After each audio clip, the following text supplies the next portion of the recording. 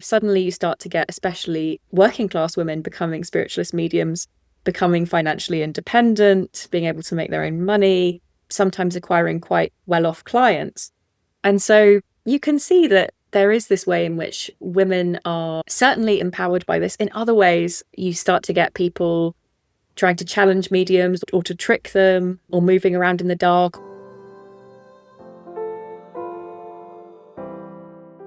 Hello and welcome to HolisticCircle podcast, Spiritual Conversation. My name is Philipp Kobald.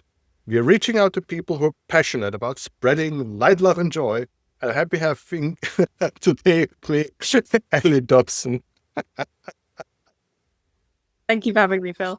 We had tech issues and now we're having speaking issues. The podcast from hell is coming up. It's gonna spiral in all kind of ways.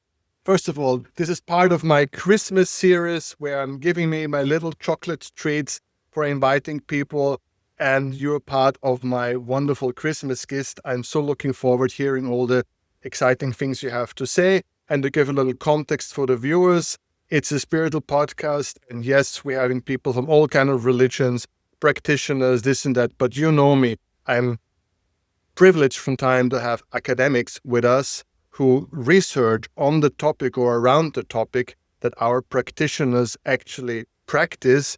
And so we get a bit of a different angle and perspective.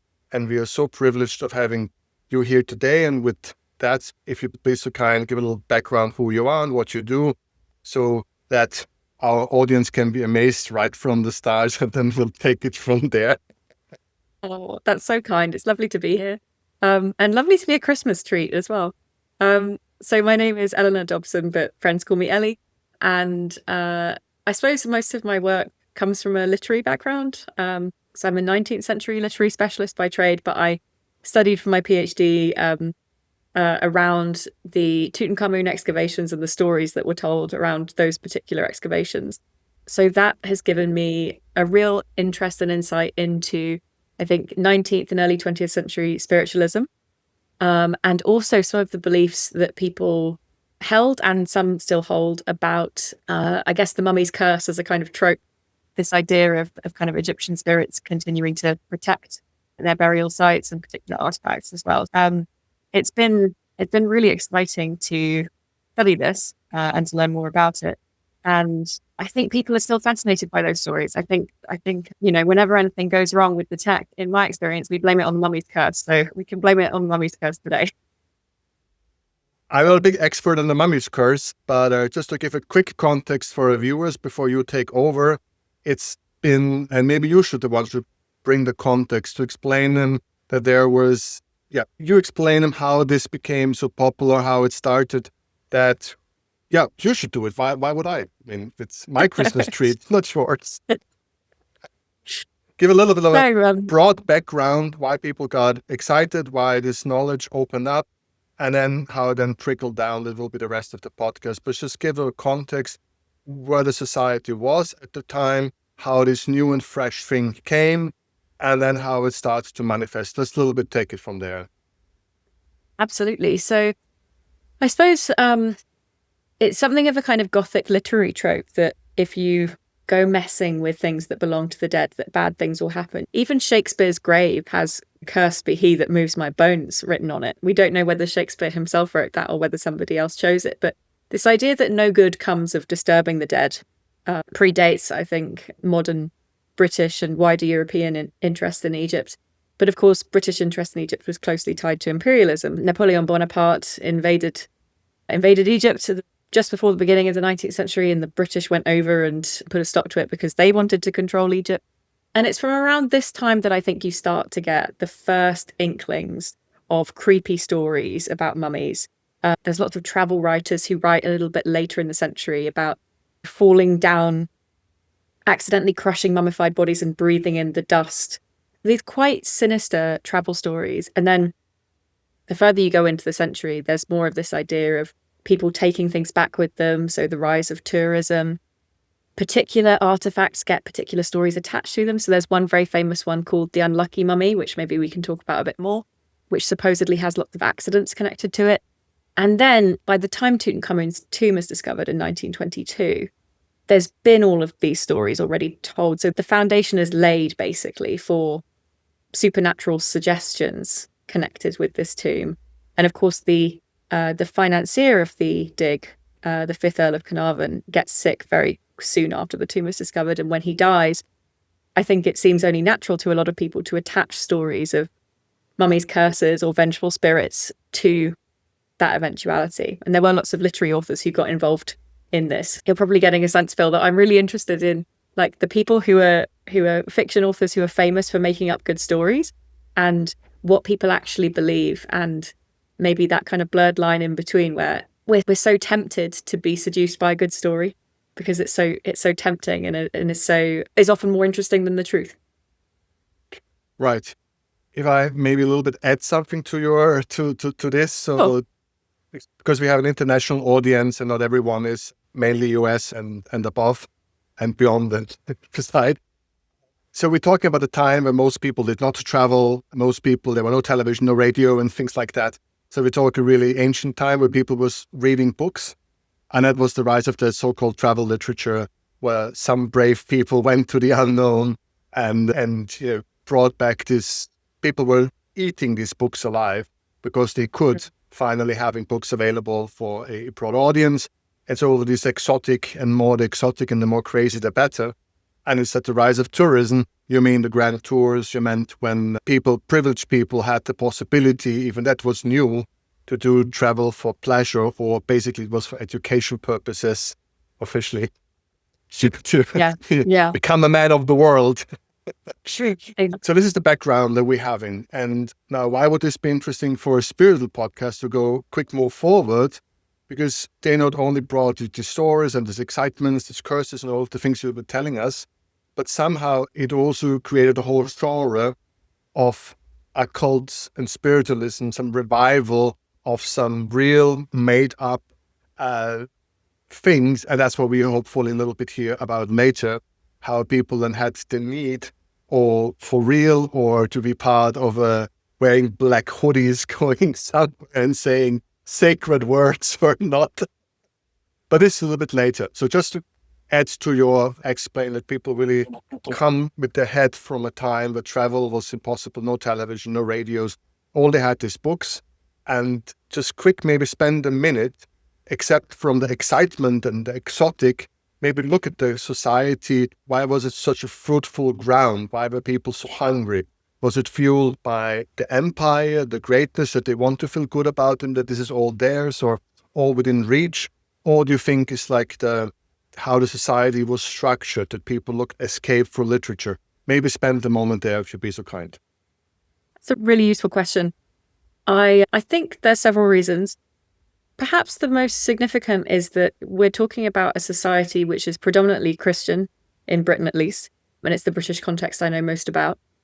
And Egypt is so important to the Bible and to an understanding of Christianity. So, of course, we get famous stories like Joseph and his brothers and becoming the advisor to Pharaoh. We get Moses leading the Israelites out of Egypt. All of which contributes to a picture of Egypt that seems a little bit despotic or immoral in some ways. With the kind of Joseph stories, we get Potiphar's wife as being this biblical seductress. And so I think there is a lot of interest in Egypt, just because most people are going to church every Sunday and hearing stories, that Old Testament stories that might link to Egypt in interesting ways. But of course, I think you're right in that folks are really interested in empire. All of these stories in the press are reproducing these accounts of often soldiers who are going and making their own mark known and sometimes bringing things back with them. And I think as the century progresses, we get a slightly shifting demographic of people who can access Egypt. So, of course, you get the grand tour and you get the very privileged, often young men who are going and seeing as much of the world as they can. And later in the century, you get the rise of middle-class tourism. So we get Thomas Cook and Son taking people to Egypt for relatively affordable prices. So it is opening up. And I think there's a lot of baggage that comes with Egypt just in terms of what people tend to know of it before even visiting. And some of those reference points are exactly the same for us as they would be in the 19th century. So historical figures like Cleopatra, for instance, massively popular in Anglophone audiences because of Shakespeare especially, but also the translations of the classical authors. I think we now have a good understanding of the people and the time and the individual limitations and why they was hungry for the excitement, hungry for the juicy, and also it was a society that was not so free that we understand it today. So it's always very hard to bring ourselves in a headspace where we are a well brought up girl which, had to marry what the family told them and didn't have the freedom of all of it. And then reading these books, they must have been quite juicy in that sense that we cannot really understand anymore, the Jews, because, we have MTV and stuff like that. But it was there. So are we a little bit now jumping already into the spiritual element to open this up a little bit? How does this flow into it? And then let's jump a bit back and forward in our timeline. Would that be something? Would that be okay? To a little bit how the keys were unlocked through this to a new kind of rise of spiritualism, mystics. Maybe we should just open it, if that's okay. Sure. Spiritualism as a religion has 19th century roots, and in most conventional histories of spiritualism, you'll see 1850s in America, the Fox sisters as being supposedly the originators of spiritualism. So two young women who claimed to be able to communicate with a spirit, who had a kind of slightly devil-like aspect to him. And they whip up such an interest in their claim that they can communicate with spirits, that they establish a whole career for themselves based on it. And as a result of this interest, spiritualism becomes quite significant as a cultural force in America, and then it gets imported into Britain and into the rest of Europe. And essentially a kind of religion manifests quite quickly very strongly held beliefs, which some people still hold. I've got a spiritualist church quite near me where I live, that we can communicate with the spirits of the deceased. And for the Victorians, this was often done in seance type settings. So darkened rooms, often there would be a medium who would be supposedly channeling the spirits or leading, opening up that communication. There are, I think, lots of stereotypes that we have, particularly about Victorian seances, that aren't quite right. So I think because of scary movies, we think of them as these quite dark, sinister, quite scary experiences. But actually, if you read what seances were like for practitioners and also for people who just were curious and went along, often they're quite comforting. They can feel quite enchanted and sometimes quite bizarre. There was one account of a very famous medium I was reading the other day where flowers suddenly materialize out of nowhere and then a live lobster appears on the table out of nowhere. And I think we think of them as creepy, but when you read those accounts, you can see they're quite dreamlike, actually. There's something quite dreamy about the seance. And so you get all manner of people attending. You get people who are genuinely there to contact deceased loved ones, and they believe, regardless of the truth as to what has happened, they believe that has taken place. And you get people who are skeptics who go to try to disrupt the seance and throw off the medium, and all different kind of people in between those two viewpoints as well. I cannot put it back into my head, but a couple of days ago I read that wonderful line where she said, this is where respectable young ladies holding hands with shady strangers. So I forgot the line, but it was a description of a young respectable woman being pushed into a seance, and then she was appalled that she's holding hand with a man sitting next to her. So we forgot that time. But it's interesting. So for you, more the line is you think there were these individuals, not even historically based in studying Egyptology and things like that. So you just had these people started a spiritual movement, and basically you think that the exotic, the Egyptian occult and all of it came in later. That's the first thing that you're telling us right now, that this was just basically added artificially after it. So do I understand you correctly that first were the people who had the experience, and then going forward, they added all of these elements around it? Did I understood this correctly?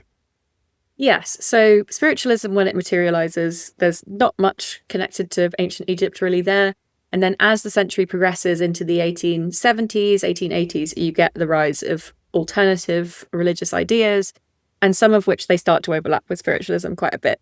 And so you do start to see a little bit later in the century that some of the spirits that come through in seances will be Egyptian spirits. Some of them will be famous historical figures and some will be unknown figures. Often they are very benevolent, beautiful Egyptian princesses or priestesses who appear. Sometimes you get what you would describe as spirit controls, a particular spirit who the medium has a connection with and who facilitates further connection to other spirits. Sometimes you get a spirit control who's Egyptian. Sometimes they're men, but women do seem to be more popular. So you get simultaneously people practicing spiritualism, and then there might be other people who practice something called theosophy, which is very informed by Eastern religions, ideas of reincarnation, that kind of thing. And there's a lot of Egyptian flavor. Also later for you. Yeah, 1870s, 1880s, that you start to see those themes emerge across different beliefs. You already destroyed half of the world's careers here.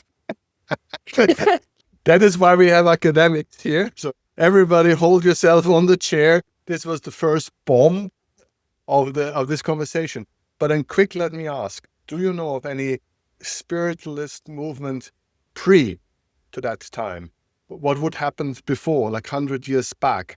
Would it simply be the witches that had no tradition except the rural or mouth to mouth?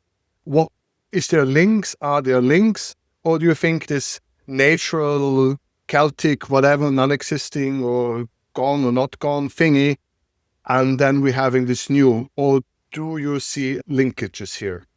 If you know what I'm talking about. It's a really good question, and I'm not enormously well qualified to answer it, but I'd be skeptical as to say that spiritualism emerged almost out of nowhere. I think, historically, there are always people who think that they've been in touch with the dead. And perhaps part of the reason why spiritualism exploded like it did was because it gave some organization to that kind of idea. It started to put some structure in place. So, anyone who might have thought that feels like a sign from the hereafter or the beyond could suddenly meet other people who thought the same thing. So I would be skeptical to say that those beliefs didn't exist. They certainly didn't exist in such an organized way or a mainstream way. One more clear-up question, because before we can go into the juicy part, and usually, historically speaking, as far as I understand, most of these spiritual movements came under enormous pressure. Societies in turmoil, wars, famine, things like that. This usually was the core root to the rise of such a spiritual movement. But now you're talking about a time where Britain was doing basically quite well economically. It's before the big chaos coming. So why exactly at this time? Is it a different kind? That's why it's materialized different than before? Because of the time setting, because it came from either curiosity or the women trying to escape the narrow limitations of the society? I think you landed on something really good there. I personally see in spiritualism, in its early history, especially young women suddenly finding themselves able to wield some kind of authority that they haven't been able to wield before. I know you've done a fantastic series on Freemasonry on your podcast already. And I think it's interesting that men in the 19th century had already had some kind of esoteric outlet for their energies. And with spiritualism and with theosophy, really, we start to see women more involved in the esoteric. And that fantastic anecdote you mentioned about a woman finding herself horrified to hold hands with a man she doesn't know in the dark. I think there were as many people who were excited by the idea of breaking down those social rules in a kind of safe space as there were people who thought it was a little bit shocking. So suddenly you start to get especially working class women becoming spiritualist mediums, becoming financially independent, being able to make their own money, sometimes acquiring quite well-off clients. And so you can see that there is this way in which women are certainly in some ways empowered by this. In other ways, it's more complicated. You start to get people trying to challenge mediums or to trick them or moving around in the dark, or you sometimes get mediums agreeing to have their feet and legs and hands bound as well to test whether their powers are true. So you can read it as empowering, but you can also read it as something that often men scientists especially were trying to push back against and say, actually, we'd quite like to disprove this. So you do get a lot of scrutiny on mediums. And exactly the time where we had massive literature where people tried to expose the Freemason rituals. So this is exactly that. Both happened in the same time. So for the people who've been following us so far, we see at a very specific time that is trying to break like out of its shelves. Women a little bit trying to break out, but also society a little bit trying to break out, and no further need for this little podcast to look at all the elements, but basically a society a little trying to break out. And one of the things was spiritualism as a new thing, and the bombshell that first came the experience, and later they've been adding and adding and adding and adding. And I actually read also one or two great books, especially for German spiritualism, how they've been basically making the story bigger and bigger and bigger and bigger and bigger, especially with Celtic and ruins and all of it. And it's just been growing book by book by book. But if we go back, it's quite thin. All right, so this was basically the sad story, but I think now we have a little bit time to, is it a good moment to look what people starting to add to the story? How then, and we know that this Seances usually had the Persian carpet or the Oriental carpet, as they would say, and they had the Chinese vase in the background. And so it was also I wish I could have been there. That's my point. Yeah. Well, exactly on the point of tourism becoming more and more accessible, or even the military being posted to Egypt, British military bringing stuff back and giving it to their friends and family, you start to get people bringing stuff to seances. So you get people bringing a piece of stone that they claim has come from the pyramids. And as a result, the stories that are told in seance spaces start to introduce more and more Egyptian spirits. They're often benevolent. And I think it's fascinating because spiritualism as a religion is interested in making contact with the deceased. Often there's a lot of reassurance that the deceased is okay, that they have moved on in a way, they're in a better place, that the living don't need to worry about them. But that idea that the seance can also be a slightly troubling space, I think, perhaps gives rise to some slightly more sinister stories. So you start to see objects attached to like darker narratives, whereas we usually see the seance as having these kind of positive, benevolent messages transferred from the dead to the living. So people will attach stories to things that they've taken back from Egypt that could be quite dark. And the unlucky mummy, which I mentioned before, is one such artifact which was removed from Egypt to Britain and has a couple of different owners before it is eventually donated to the British Museum because supposedly it causes misfortune. And Madame Blavatsky, who was Helena Blavatsky, the most important woman in Theosophy, so the stories go, claimed that she saw a malevolent spirit when she saw that artifact, that she could see it and sense it. So it generated a lot of attention. There was a lot of stuff. She has in the a lot to Unlucky call Mummy. for, that lady. Oh, yes. Yeah. We have to come to these people a bit later because not everybody in the audience is familiar, had the privilege of reading the whole nonsense up and down the square, like obviously you have and I have, from the other perspective. But give us a second first. Can we look at Egypt itself? Book of the Dead. I read a couple of things, was probably far less than you have. And how much is actually there? How much was made up? Just when you read basically all that thing that came from it and the original, it's just give us a sense. Is something there? Is this a interpretation? Is it inspired by, well, how would you qualify the real text and the real knowledge and the historic work done in Egypt? And on the other hand, how would you put this in perspective? So I suppose I don't think Egyptologists would find it controversial of me to say that all Egyptology is interpretation. So to try to understand what the ancients themselves believed is always a slightly imaginative exercise with whatever evidence we have in front of us. And as you might expect, the Victorians had some evidence, and some of it was probably a little bit misinterpreted until history gets revised and our understanding gets revised. They loved the name, the Book of the Dead, which isn't quite what the Egyptians call it. I think a more faithful translation is the Book of Coming Forth by Day. But the Book of the Dead has such a kind of Gothic ring to it, doesn't it, that you can see why people like that title. The Book of the Dead itself consists of lots of hymns. It's a significant text. And actually, if you look at what the Victorians took from it, it wasn't so much this almost kind of poetry, this religious poetry, but more particular stories. One idea that I think really chimes with some of the alternative religious thinking in the late 19th century is the idea of the spirit being able to be connected to the body, but also to be able to leave the body and to return. So that idea, which is genuinely ancient Egyptian, feels quite similar to the idea of astral projection, for instance. So the Theosophists really like this particular idea. Of course they do. Because, first of all, would you think from what you read and studied, would you feel it's credible? Would you look at those old writing and say, from their perspective, it was true, or they believed it to be true? Or for them, it's an allegory? How, first of all, would you qualify that? That's a tough one. I think the Egyptians famously put a lot of effort into their burials. And so that leads me to feel instinctively that they must have believed certain things to be categorically true in their worldview. So you'll see quite often in tombs of fairly wealthy individuals, lots of little figurines that look like people. They're called shabti. And the belief with shabti is that all of those little humans would do all of your work for you in the afterlife. So the more you have to work for you, the more relaxed your afterlife is going to be.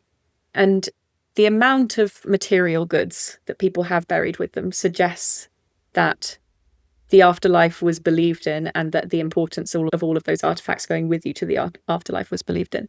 I think it's tougher to say, did the Egyptians believe in their mythology? Did they believe that the god Osiris was killed by his brother and chopped into pieces and scattered, and the pieces had to be retrieved by Isis, which is one of their most interesting myths. And Osiris is the original mummy because he's killed and he has to be put back together and bandaged.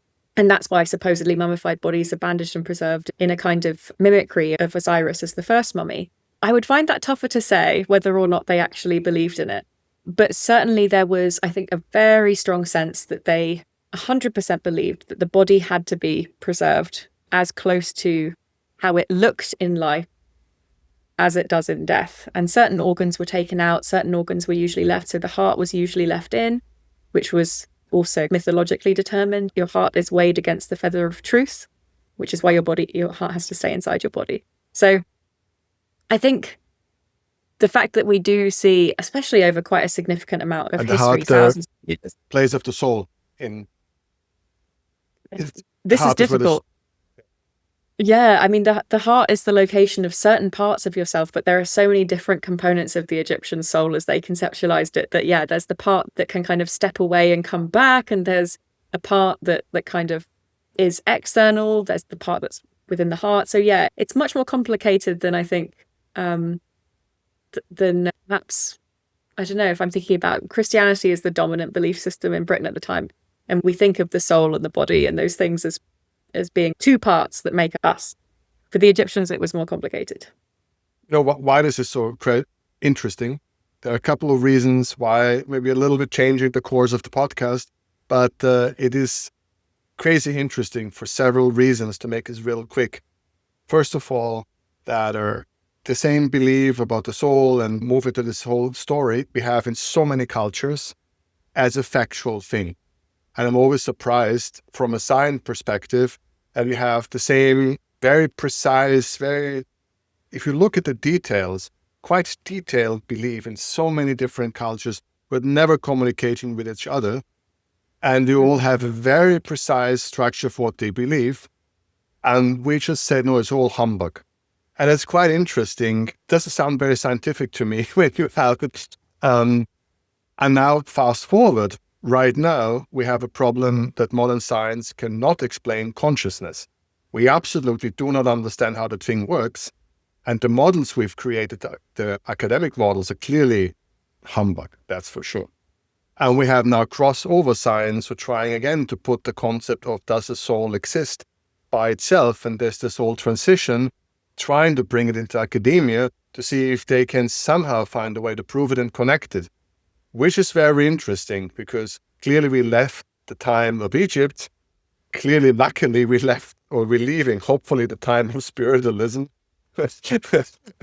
But we're now trying to find, hopefully, a time where we're bringing those things more reasonably relaxed together and without any prejudice. So it is interesting to have this conversation in our Victorian time when they just, so that's one thing. that I just wanted to point out why I think it's a rather interesting question. Yeah, definitely fascinating. And I think we think of the Victorians sometimes as turning away from Christianity in the second half of the 19th century. You have the rise of quite controversial ideas for the time, like Darwin and evolution, for instance. And we often describe the Victorians as having a crisis of faith, hence turning to lots of different other ways of thinking these things through, some of which kind of culturally stick, and other things like spiritualism goes through peaks and troughs. You see the rise of spiritualism in the late 19th century. You then see it falling out of fashion almost. And then with the First World War, people get interested again, especially because they've lost a lot of young men, sons, brothers, husbands. And you can see why people feel the need to try to reconnect, when they have suffered losses on that kind of scale. So you do see interests in different ideas coming and going over time. And I think, unfortunately, right from the beginning, there was always a business element with it. So maybe this is a good moment, especially when we look at First World War and then the horrible Second World War, when this whole thing came to a whole new level. The crazy became a whole new level. Let's maybe bring it a little bit there. It's from the beginning very messy, right? Spiritualism, it's messy from the start. Yes. If you don't have a kind of formal superstructure like a lot of religions have, with one kind of leader figure and kind of people at various points down a hierarchy, messy's a good way of talking about it. So we get different mediums who claim different things.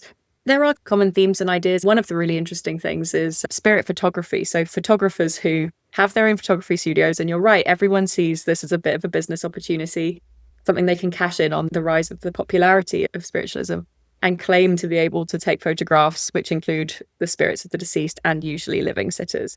And often some of these photographs are proved to be the result of a double exposure or a photographic plate that's been tampered with before the image is taken. I think some spirit photographs are unexplained, though.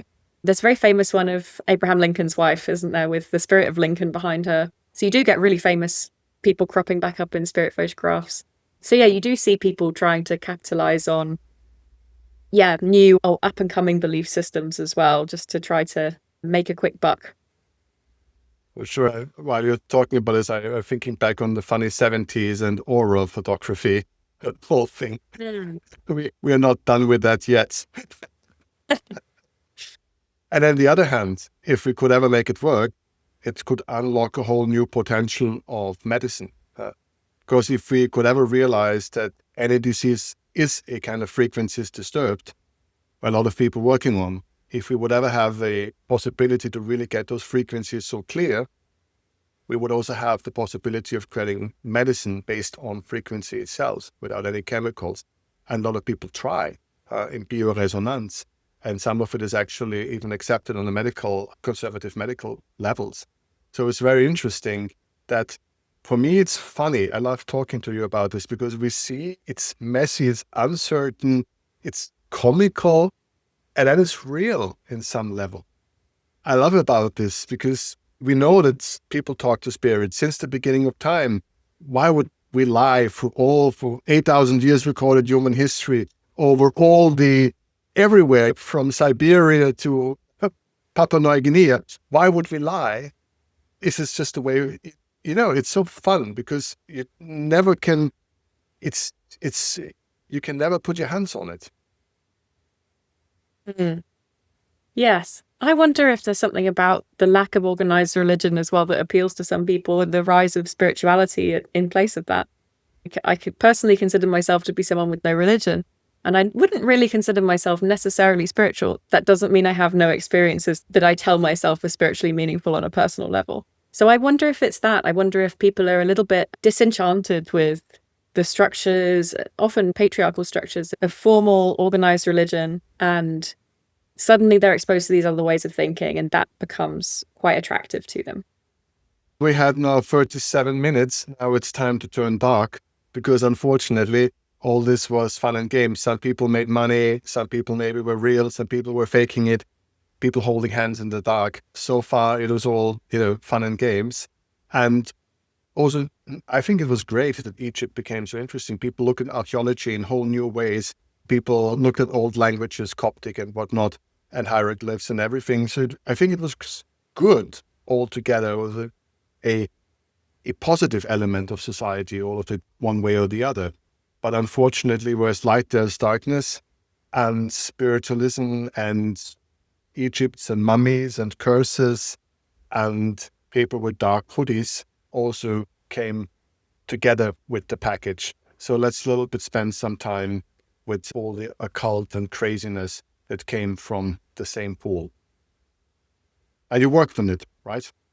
Yeah. This is a fascinating one. So the unlucky mummy I've already mentioned starts to get particular dark stories attached to it. And we get other stories of people who bring these things back from Egypt, and often it's slightly poltergeisty activity that they report. So they hear things moving around their house in the night, and they decide that they just don't want these things in their house anymore. So they often donate them to museums. Now, my interpretation of some of this, and it probably only explains these phenomena to a degree, is that we start to get a more dark color for some of these encounters or some of these experiences with the British occupation of Egypt around 1882. So suddenly there's a lot more kind of imperial violence going on. The European powers, particularly Britain and France, are vying for cultural domination in Egypt, as well as Britain's military domination of Egypt. And so I wonder if these more violent stories or these darker stories emerge out of that context. It would feel to me too much of a coincidence for that not to have some bearing on why these stories start to get a bit creepier. Yeah, so you get widespread interest in Egypt, spiritualism still on the agenda, the two things start to blur. And then with Tutankhamun, I think we've had so many mummies curse stories that are fictional by that point that people have been reading this stuff for years and years. So by the time the 1920s come around and Lord Carnarvon dies quite quickly into the excavation, I think people already have been trained to go to an idea of an Egyptian sinister spirit at work. That's why I think it takes so quickly, because people have been preparing for this moment, basically rehearsing for it through what they've been reading. Bring us forward now to all of these societies that came out of it, because there's like a bunch of societies that followed after that are basically based on these darker thoughts, these darker spirits, these curses. This whole thing became a life on its own. Would you like to take us there for a couple of minutes? I think the main society that people go to when they think about the Egyptian occult and potentially darker forces is probably the Hermetic Order of the Golden Dawn, which probably isn't really fair to most of the members because they weren't necessarily interested in dark forces. But of course, you get Aleister Crowley being, as quite a young man, a member of that society, breaking away from that society and pursuing in his own writings or claiming to have had experiences in the pyramids where he's in contact with Egyptian entities. And that does shift things in a darker direction. So I think particular characters or personalities like Crowley do take at least our kind of popular perception now of this stuff in that darker, more occult direction.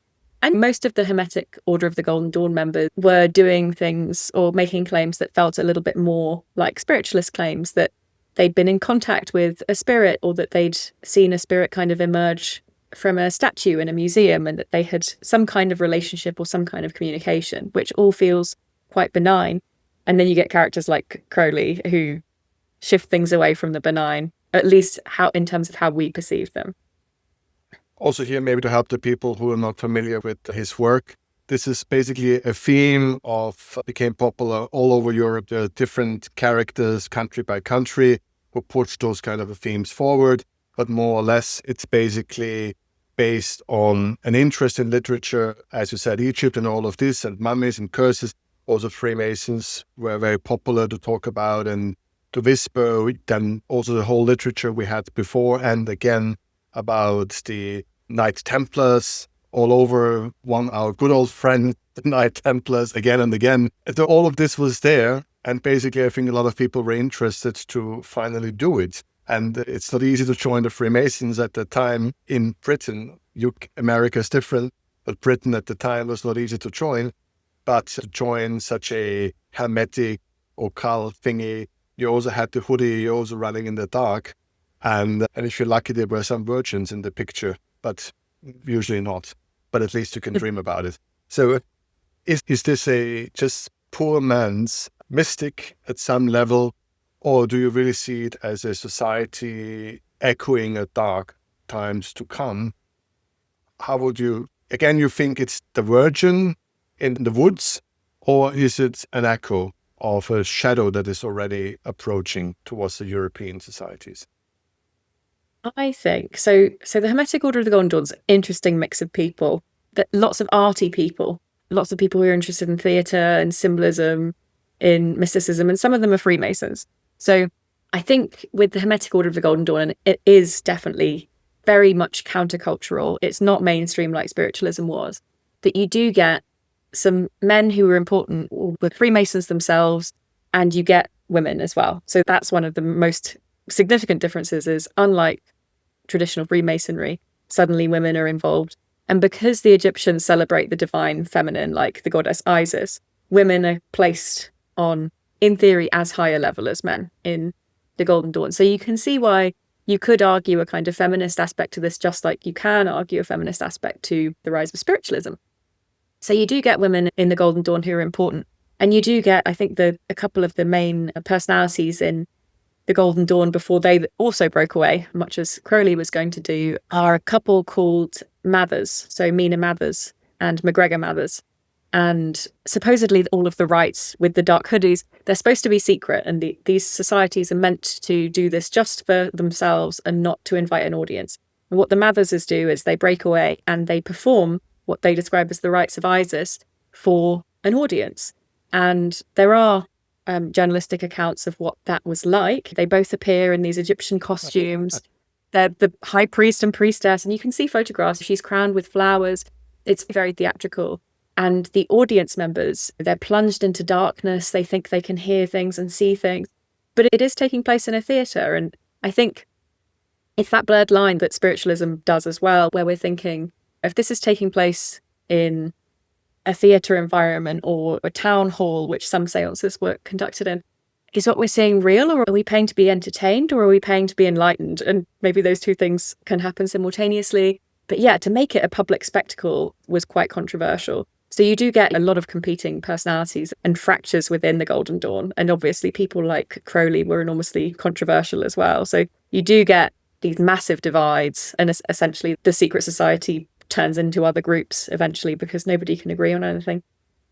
Absolutely. I think that's important to understand, because this is, we're all still, you're holding on to the time of fun and games and naivety. And as you said, a lot of artists and creative people and people coming from different occult sections like the Masons and others.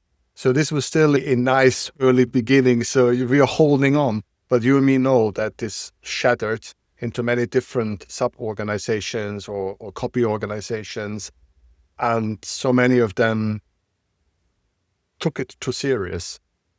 Maybe these early people kind of understood that is it a performance? Is it a performance with enlightenment? You said it very beautiful. I couldn't agree more. And if you take it like it is, I think you get a lot out of it. If you take it for fun and pleasure, and you enjoy the show, you follow Goethe in its Faust idea, I guess you really have a great time. But unfortunately, some of these people took it quite literally. And unfortunately, some of these people started to take it quite seriously. And so I think this podcast moving forward towards the end. So would you like to go deeper, darker at the end and see the dangers ultimately that came out of something that started quite innocent? So I suppose the darkest stories are the Tutankhamun stories, because it becomes the most famous Egyptological discovery ever when it's made in 1922. And suddenly you start to get, seances happening. People are still doing spiritualism after the First World War. It's maybe tailing off a little bit, but there's still a lot of people conducting seances. And actually, Lord Carnarvon himself was a spiritualist. So it's interesting that, in theory, he and Howard Carter, when they were holding seances during the First World War because they couldn't dig in Egypt, that's how they were filling their time. They were holding seances at Lord Carnarvon's castle. So after Carnarvon dies, you get the London Spiritualist Alliance, which was the group he was a part of, making claims in the press to say, of course, there's nothing to do with Tutankhamun's spirit in the recent death of Lord Carnarvon. But of course, if you say there isn't, you're inviting people to even speculate as to the possibility that there might be a connection. And so you do get novelists chiming in who've written these creepy Victorian stories decades ago saying, oh no, definitely there's something going on that's occult here. So you get Arthur Conan Doyle, he was a very famous spiritualist and who still believed, despite being ridiculed quite a lot, sadly for him, for his beliefs. He says there's an evil, not necessarily evil, but an elemental spirit guarding Tutankhamun's tomb, and that the death of Carnarvon is surely connected, supposedly, to this spirit guarding the tomb.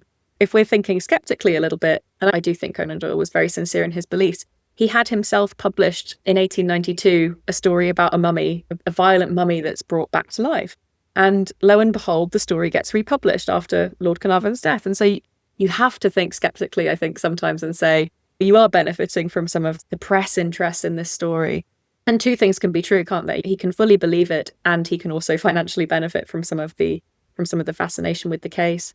So you get lots of people writing to Howard Carter saying, you have to appease the spirit, and we suggest you make offerings of honey and milk on the threshold to the tomb to appease the spirit, which he does not do, of course. And he was very dismissive of these stories. I think he was quite upset that he got so many letters from people saying that they've been in touch with the spirit of Tutankhamun somehow, and he makes these demands, or his spirit has to be appeased. So he definitely gets quite frustrated at how persistent these supernatural stories are to do with the excavation. So you do see him getting, very tired of getting the same communications. Let us spend the last couple of minutes in here now. Nowadays, my humble little podcast, have at least 2 or 3 psychic who are in contact with Egyptian princesses. Don't ask for the names. I'm always then, by taking them very serious and being very humble as a podcaster, but I always ask, are these Egyptian priestesses not horribly busy when there are thousands of psychic around the world talking to them every single day? But this is just me just trying to take it with humor, but make a fast forward. What's left? What is still left from this movement? Where are we right now? Just give us a little bit of status quo. Where are we? And what has survived? And maybe would be interesting. It's interesting that you come to humor, because I think the humorous is still an aspect in our current culture that you do see. So a little while ago, there was a sarcophagus opened in Egypt, and there was black goo inside. I don't know if you remember this one. And, there were very silly headlines all around the world saying, don't eat the black goo because surely a curse will come upon us all. So I think actually some of this, the way it sticks around, is through humor. At the same time, I think in terms of modern spirituality, I do think a reverence for the divine feminine, which perhaps we see in major religions, but we also might see in ancient Egyptian religion, is something that persists. A lot of these figures who wrote to Howard Carter with advice about how to appease the spirit were women, because they signed their name on the letters. And so I think if we think about what we've seen in spiritualism, what we see in the Golden Dawn, what we even see with these letters of women guiding Howard Carter on what they think he should do, is an opening up of the esoteric for women and a reverence of a kind of divine feminine in the style of the goddess Isis. So I think we see positives and negatives. We see quite silly mummy's curse stuff, which very few people actually believe in nowadays. And then we see something that's a bit more positive in terms of gender balance and representation. I have very crazy people on my podcast, so speak for yourself. I have whole groups of people who are going religiously to the Egyptian museums to talk to the mummies. You'd be surprised. It's alive and kicking. But Amazing. To take it very seriously, because this is now I've been hearing the last several months more and more. Maybe I'm more keen on listening, but I've been hearing it over and over in different podcasts from groups going into the forest, female groups, and reconnecting and talking to the Iranian deserts, women and melting metal and throwing it into the water to get rid of the spirits, to what we had here sitting in a seance and touching people's hands. This is really a tool throughout history where women could a little bit break free because the spiritual or the connection with the dead or all of these things, telling the future, all of this seems to be a predominant female possibility, not talking about the Dark Ages when women, the only chance they had is was mixing some natural herbs and healing the community as a form of income. Then in, of course, contradiction to the doctors who started emerging, seeing their business run away.